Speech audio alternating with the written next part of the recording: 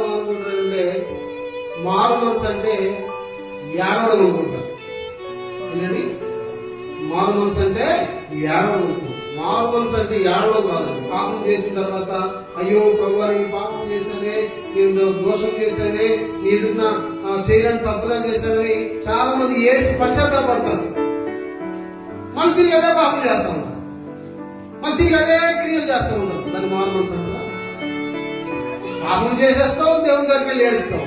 పాపం చేస్తావు, మన దేవుని దగ్గరికి వెళ్ళి ఏడుస్తావు. అందుకే మారు మనసు అంటే ఏడడం కాదు. మారు మనసు అంటే మనసు మార్చుకోవడం. చెప్పండి, మారు మనసు అంటే మనసు మార్చుకోవడం.